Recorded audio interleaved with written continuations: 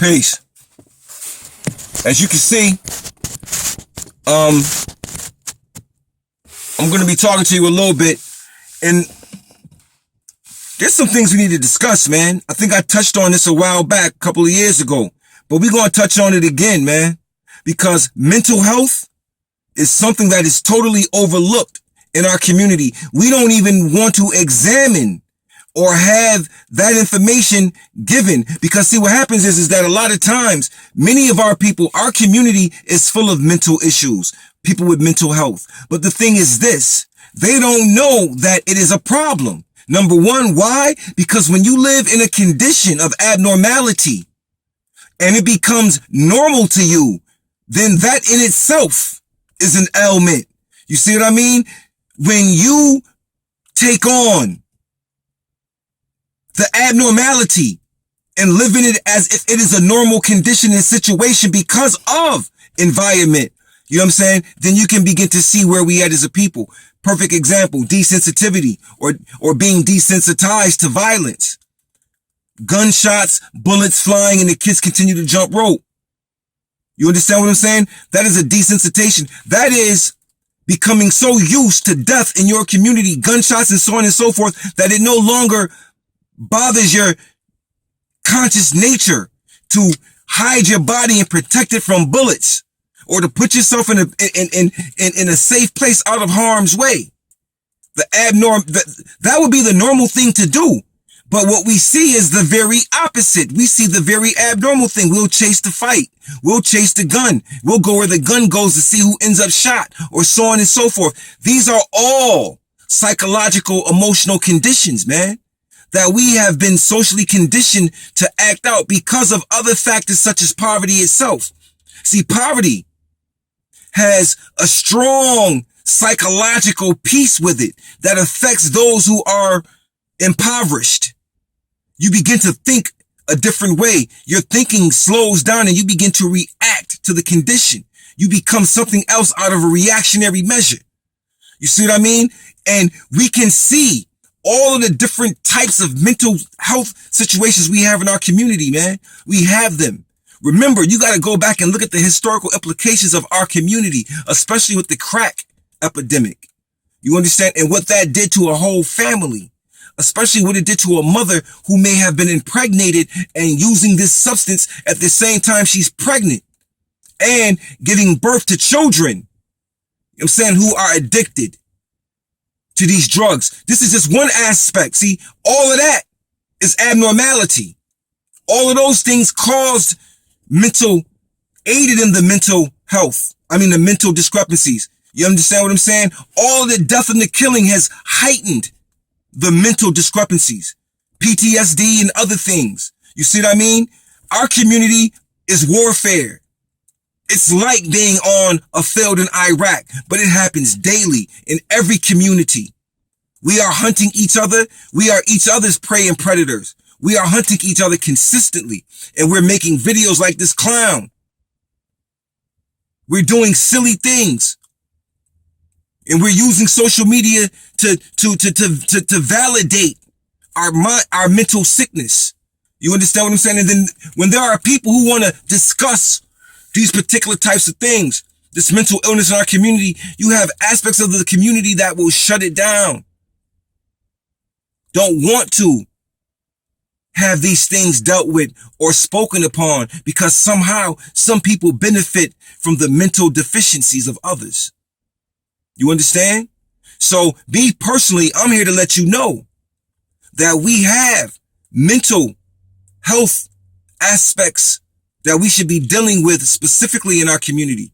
We should be trying to fix those mental issues. And I'm going to tell you something, no disrespect, but there are times when medicine is appropriate, but most of the time, what we're calling medicine, which are these pills, are not appropriate because these pills themselves have other things that come. These pills have their own character descriptive. They have their own identity when they come into your body. It's called side effects. Side effects. So when you're taking these pills for your mental health, you're usually heightening your mental health with a worse situation, because now you got to look out for the side effects of this pill. There's side effects. And if the side effects kick in, then you have to take another pill for that pill, which has side effects. Do you see where I'm going with this? That maybe your diagnosis could be a misdiagnosis to get you on these prescription pills, and then these pills do something to your synapses and other things and causes some form of mental breakdown. And now you are diagnosed with this breakdown. See, my thing is this. I believe that some mental issues that we may call mental are actually spiritual, and that we need to be dealing on our spirit and with the spirit in order to fix some of these things, because there are some of these things that have nothing to do with pills and quote unquote diagnosed mental illnesses. Some of this is spirit. But there's some other things that's going on that, you may need some type of prescription pill or some type of medicine. But let's understand the science of that pill too, because that pill is very addictive, and it causes a whole nother psychological, mental aspect, emotional aspect, a physical aspect, because it's working on your whole organism. Addiction has its own nature. Addiction has its own character. You understand? Addiction is a demon. It takes on its own form. When you see the science of monsters in movie, what you're really looking at is the condition of a person's psychological state. That's the science of a monster to me. It is based on the person's psychological and spiritual downfall or the state that they're in. In the manifestation, the monster is the symbolic representation of the individual's state, condition. You understand? Well, we got a lot of monsters in our community because psychologically, emotionally, mentally, spiritually, we're out of order, and environment, conditions, and circumstances has helped raise these mental deficiencies in our community, and it must be addressed, because if it's not addressed, it continues to grow. If it's not treated or dealt with, if the person doesn't recognize or isn't shown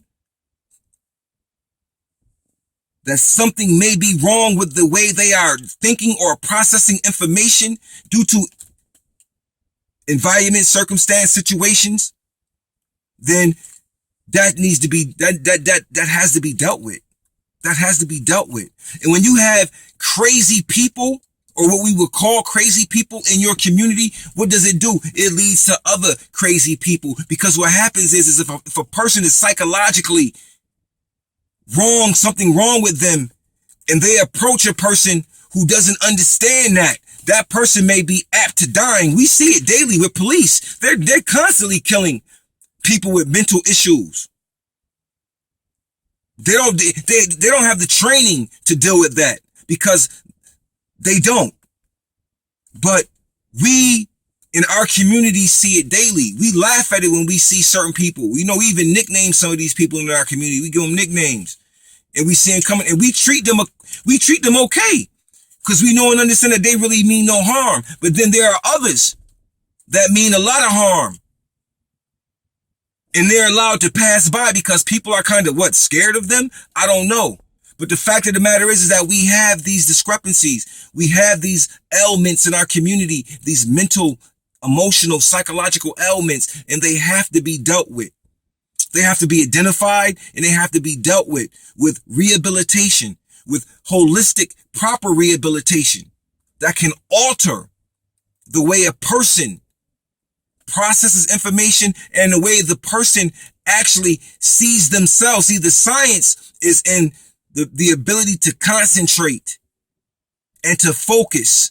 You understand? And these are also tools that help you guard and protect yourself and protect your spirit as well. You see what I mean? So there's work we got to do in our community. There's many aspects that we got to touch on and deal with and face.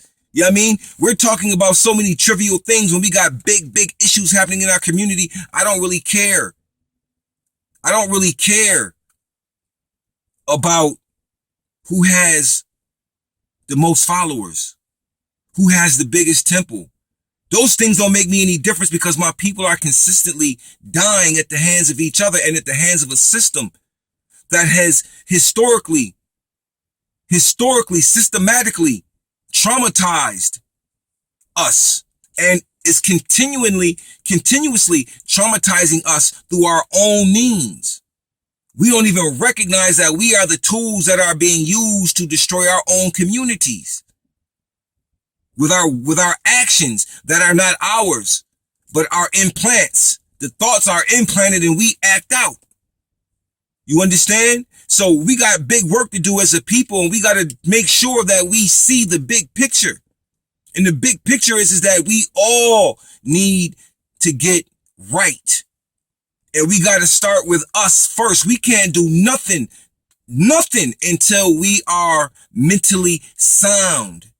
Clarity is everything in this big picture. We need clarity and vision. You understand? That's what we need. And that's what we have to have. And there's a way to get those things. But in order to get those things, you must identify the problems. Identify them and replace them with solutions. We all know the problems, but we don't want to give up solutions. We benefit from the problems. Some of us, we poverty pimping. But we got to change the condition. We have to. Be a part. Change what's happening. Identify these things and let's begin to work on them. We have ways that we can fix this. We do. But we just have to identify that there is something broke within our own in order to get it right. So with that being said, peace.